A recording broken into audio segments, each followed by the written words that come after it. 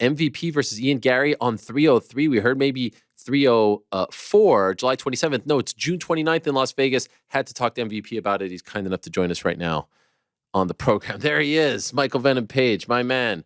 Good to see you as always. Fights like this, see you, man. Good to see you. Michael, fights like this don't get announced a month out. So why is this happening so soon? So where should I start? So after the last fight, I was feeling really good. I was asking, roughly when they think I'd be coming back. Obviously, I knew about Manchester, and I thought that'd be a great card to be on. And they were kind of like, yeah, that'll probably be around the time that, we'll get you back. And then they kind of confirmed, yeah, Manchester's probably going to be that time. So, that's plenty of time, ample time. So I was away just enjoying myself.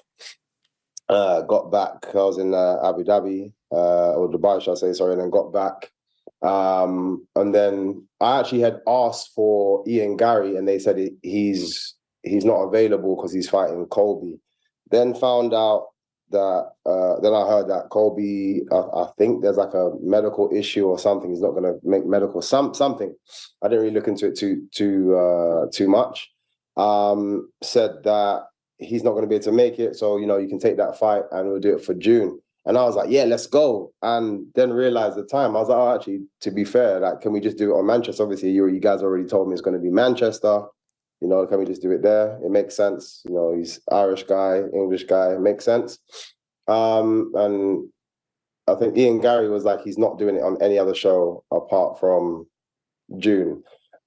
And was kind of bragging that he accepted the fight. And I found it funny because I think he thought I was turning the fight down, where I was just asking for it to just be pushed. A month later just gives me a bit more time.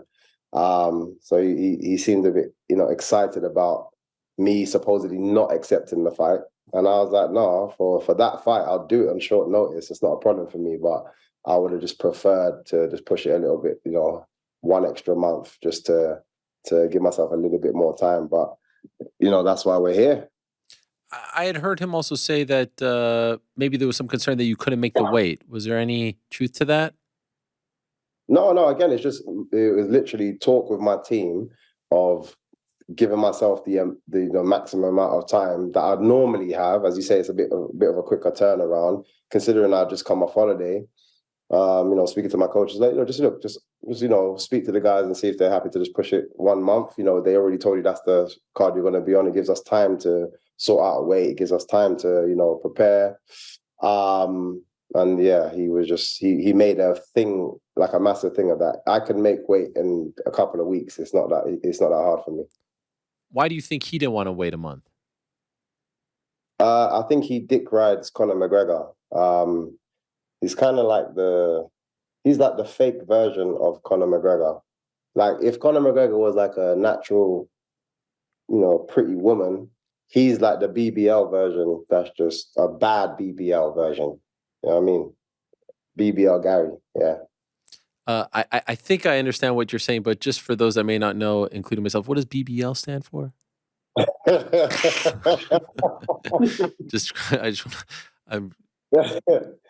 them to go and research it. Okay, fair enough. It's a popular thing. Okay, fair enough. And so you think he really just wants to be on a Conor card in short to like get the rub from him, like to get that shine? Is that basically it? Yeah, it feels like he's just, grabbing on coattails of the coattail of Conor, because for me, it doesn't bother me either way. Like, obviously being on a card with Conor is amazing. Yes, we know there's going to be loads of eyes, but I love this, create my own shine. It doesn't bother me either way. I can be on the worst card in the world, and if I'm on it, I'm gonna bring eyes. I'm gonna make noise. I'm gonna do big things. I'm gonna, create attention for that show. I don't need anybody else. But for him, I think he's trying his, quick, fast routes to the top and fast routes to fame, which only lasts so long. So I'm glad this has happened, because I'm looking forward to derailing this hype. Is there animosity between you two? Because I saw the video that you posted, and I've heard his comments saying like, "No chance you beat Kevin Holland" and all this stuff. It feels a little bit more personal than some of your other matchups. It's weird because no, not at all. For me, no. I his persona that he puts out, I don't like. But I've never met the guy. I've never had any form of interactions or negative opinions about him in any way, shape, or form. So it feels like he may have an issue with me. I don't know. Like I say, a lot of people are worried about other shining stars when you're trying to, when you're trying to create your own stardom, should I say? So maybe it could be that, but I don't know what it is. But for me personally, no, it's you know me. I like to have a bit of fun, be cheeky with it, but I don't have nothing against the kid. When you say you don't like the way he acts, what do you mean by that? You can literally just see by how much people online dislike him. Um, his antics again, it just feels a bit fake. It feels a bit forced. Something that I've said about Colby before as well. I think they're trying too hard. I don't really believe that's his personality. I'm sure he probably actually a cool guy, but he's trying to create as much attention, whether it be negative or not. But for me, it's just like, just be yourself, wherever yourself is, your style outside. Don't get me wrong, try to market yourself correctly, but just being the bad guy because it seems a bit fake. It seems a bit forced, but it is what it is. Like, he's obviously created a lot of noise for himself, but like I said, that kind of stuff, that behavior, in my opinion, won't last too long. All this being said, would you agree that being on the Connor card is bigger for your profile? Forget about what it means for him. Like, just being on that card is bigger for you than being on the Manchester card. Yeah, 100%. Like I said, I'm not disillusioned, or I'm not making any like misunderstandings about it. Conor McGregor brings so much hype, so much attention. The reason why the gate is the biggest gate already sold is because Conor McGregor is making his return. He is the king at marketing, PR, just his energy, his attention creates waves. And, as everybody has seen what he's done for the sport of MMA, for himself, for many other people, for many other athletes. So I completely understand that it's gonna bring attention, and yeah, it's still a great opportunity. I don't feel like I need it in the same way. And so I'm wondering, this hasn't been officially announced yet. Are you the co-main event? Do you know? I would imagine you are. You should. To be fair, I haven't a clue. To be fair, I haven't been told that. It's more for me as well. It's more because it's short notice, so to speak. It's just me getting my head down and just focusing on just being in shape and make sure I'm the best version of me come that night. So I'm not really paying attention to. I don't care if it's the first fight of the night. It doesn't bother me. Okay. The reason I asked that was because obviously so many people are going to be watching. If you're the last fight before Connor's return, even more people will be watching. And I said at the top of this show that I think it would be a huge blunder if they are trying to make Ian into the next big thing from Ireland. And I certainly think that he has that type of talent. He has that type of skill. Having him at the press conference on Monday in Dublin would go a long way. There he could get the rub. Have they told you that you are being requested, that you guys will be a part of that press conference with Michael Chandler, or is it just Connor and Chandler from what you know? So one of the excuses, I'll say, as to why he doesn't want to be on the Manchester card. Supposedly, he's going to have visa issues, which doesn't actually make any sense to me. And he's got issues with certain clubs in the UK, blah, blah, blah. It doesn't make sense to me, but, if that's the situation, which would mean that he's probably not going to go to Ireland. And I haven't been asked to go over. And to be fair, I'm kind of happy that I don't need to be there, because like I said, I like to just be heads down, focus on what I need to do. I'll create that hype come that fight night. Okay, fair enough. By the way, curious, who do you think Connor's rooting for? His fellow Paradigm stablemate or his fellow Irishman? To be fair, I don't know their relationship. I know we have no issues. I know the Irish like to stick together as well. So, you know, if he's rooting for him, again, I don't take these kind of things personally. I'm still cool with Conor. Doesn't that kind of stuff doesn't bother me. If I've got a friend in the sport and, you know, he fights another friend, but I've got a better relationship with this person, or for whatever reason I'm a bit more attached to this person, it is what it is. Like I can't make a big deal out of it. But yeah, couldn't tell you. Okay. Two little factoids I wanted to share with you. When you made your pro MMA debut, Ian Garry was 14 years old. And did you know that when you fought Paul Daly at Bellator 216, he made his MMA debut on the Cage Warriors card 101 on the exact same day? Isn't that crazy? Yeah, that's mad. And it's funny because I was speaking to, you know, a few of the teammates, and I said there's, you know, guaranteed when, you know, on his rise to the top, he would have seen all of my stuff. There's no way he wouldn't have been in that sport in the UK at the time. I was creating so many waves and so many things at the time. He would have seen that. That kind of stuff is going to be difficult to get out of his head.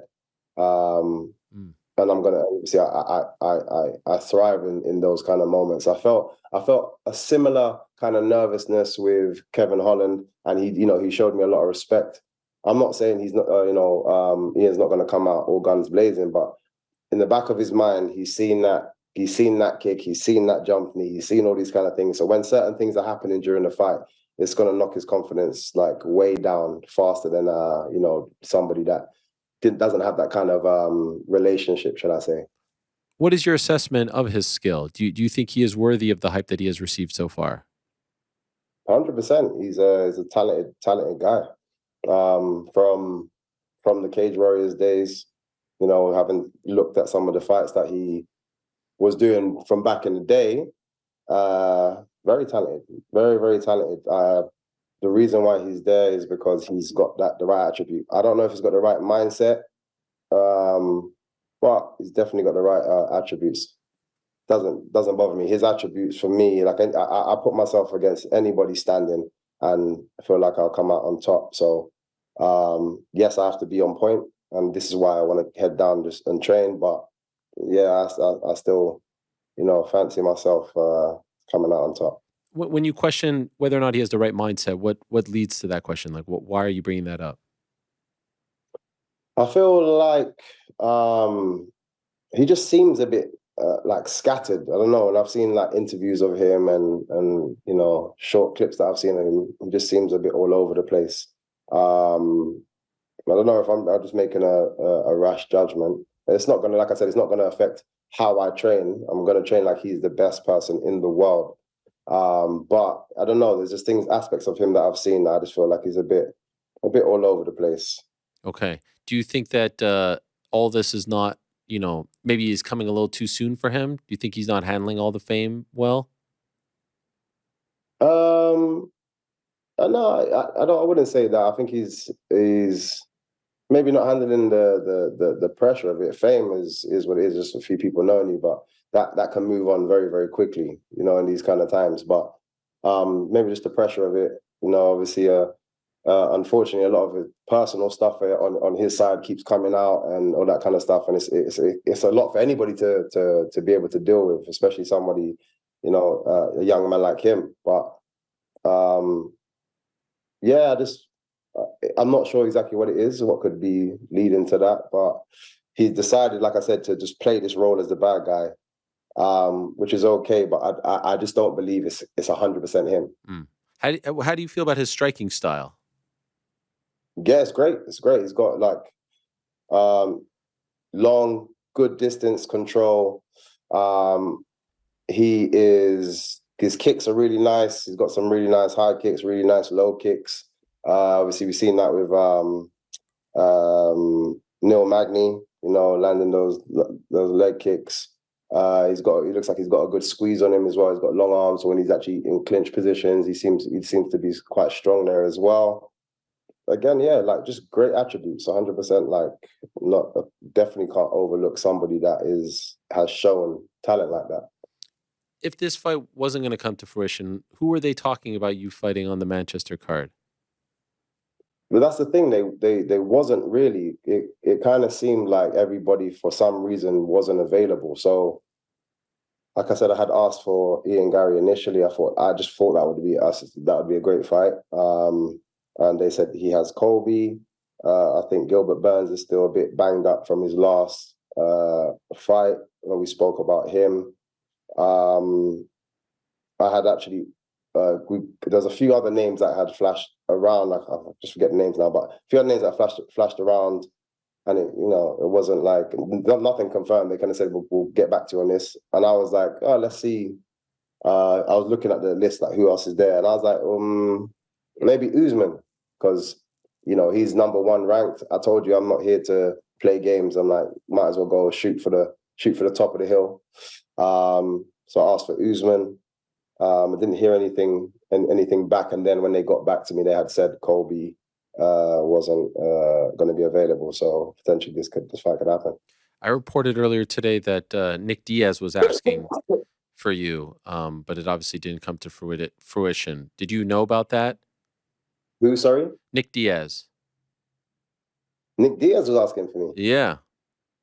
Oh, that's cool. I didn't know that. So you saw today they announced that he's coming back against Vicente Luque, right? And my understanding was that after your win over Kevin Holland, he asked for you. They said, it wasn't going to play out. You were slated for UK. He didn't love the idea of fighting overseas. I know now he's eventually fighting overseas. As for Kevin Holland, as for Colby, and then eventually they, the cookie crumbled and they landed on Vicente. But I'm just wondering, A, if you knew that, clearly not, but B, if that was a fight that was of interest to you. Obviously, you're in different points of your career right now. Yeah, no, 100%. Like, again, just for the fans, just to make some noise. That's a great one on his return. I can't say I'm not a supporter of them, the brothers, man. So seeing him come back is great, and actually, being able to welcome him back would have been great as well. So yeah, maybe next fight. So let's see how he does against Vicente Luque. He has to get one back now as well because he just lost. So yeah, let's see how that pans out. But yeah, that's great. Just having more people like that in the mix is great. Let's see how he is. What level he is when he comes back. Right. Obviously, like he's been a long time. Hopefully he shows up. And there's aspects of the old Diaz, and yeah, that's a great fight. Silver lining to not fighting in Manchester, you don't have to fight in the middle of the night. That's the only thing. But weirdly enough, my coach actually said this to me as well. He said, out of everybody on the team, you would be the only person that he wouldn't be worried about, as in me, wouldn't be worried about fighting at that kind of time, because I'm a bit of a night owl. I run on like Batman time, and I can be up at random times of the night. Don't ask me why. My sleeping has never been the best. This is why even like traveling and stuff, I never seem to be too phased. So yeah, I don't think it would have bothered me too much outside of just the annoyance of having to just be up that late to fight. Yeah, I mean, but your whole body clock, especially if you're living in the UK, it screws up everything, right? It does, but like legit, I don't know what it is about me. I think there's aspects of me that are extremely undisciplined, but it's worked in my favor. I mean, I don't know how you guys do it. I don't know how you actually can peak at 3, 4. You would be fighting in the co-main or something. You'd be fighting at 4 a.m. I feel bad for those guys, honestly. Like for Tom and Leon, like these are title fights, and you're fighting at ungodly hour. Do you know as to why that's happening? Because I haven't actually looked into it as to why that's even happening. Well, historically, they always feel like the 10 p.m. Eastern main card start is better for pay-per-view sales. So they always try to cater it to the United States, that main card start. And I was told, so I asked about last year, Leon fought Usman at the O2 in the middle of the day here, prime time in the UK, but I was told it was because of the trains wouldn't be able to run late at night. So they couldn't do it to cater to us. The trains outside the UK, but I guess the ones in Manchester do run. They did Bisping and Hendo there back in the day in the middle of the night, UFC 204. But I think the UFC is so big and so popular, and they don't, just like I watched, I know it's not on the same level, but I watched, Josh Taylor and Jack Catterall this weekend. Like they weren't catering that to, it's, it was a great fight. It was a great fight. Those guys are magic. But you know what I mean? Like I watch a UK fight, it's on UK time. And I think it's crappy for not only the fans, but more importantly, the fighters.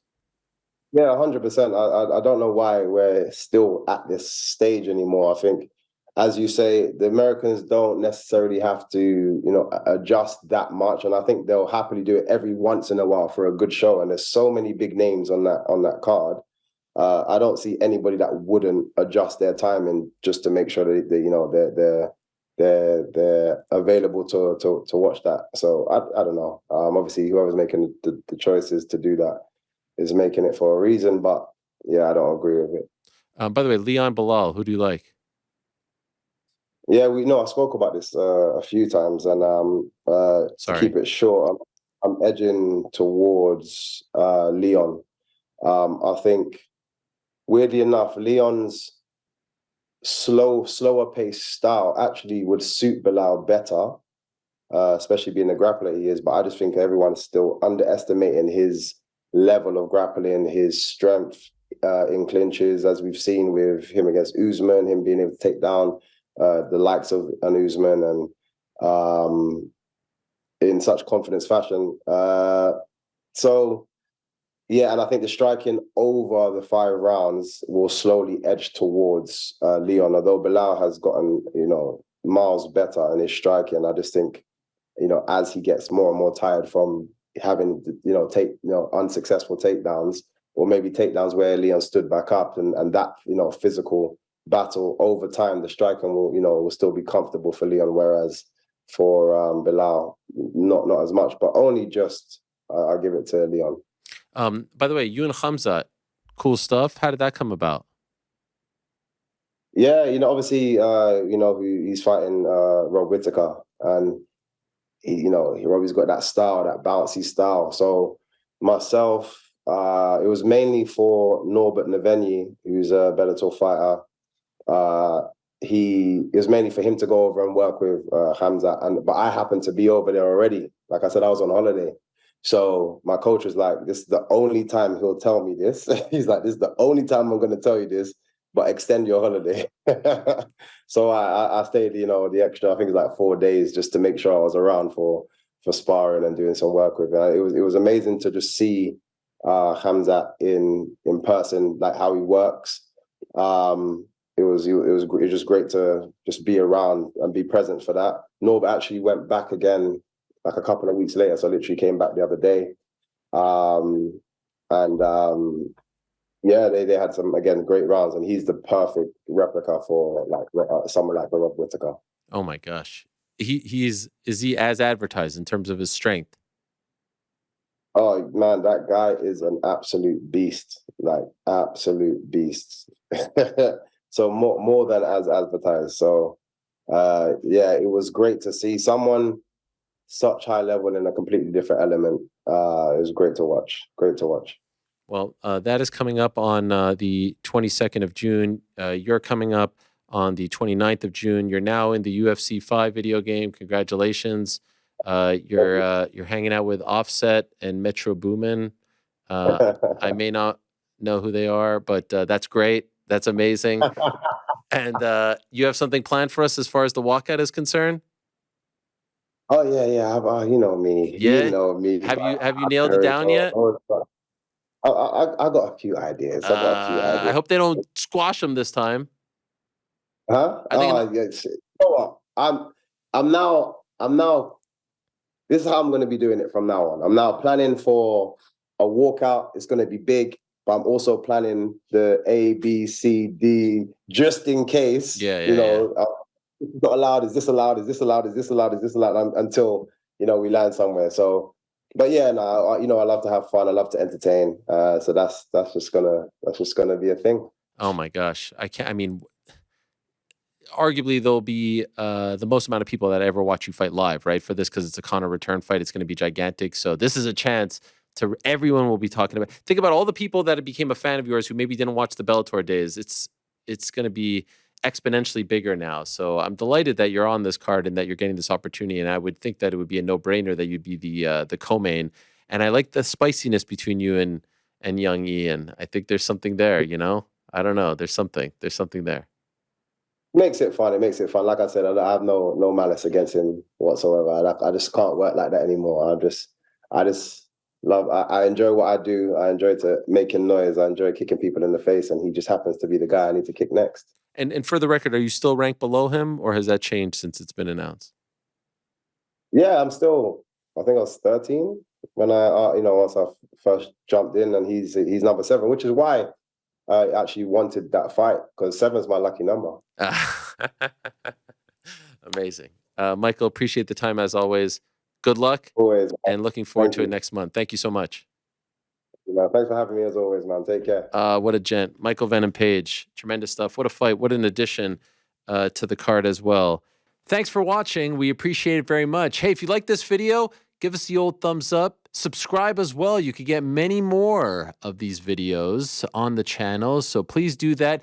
We would love you forever if you did so.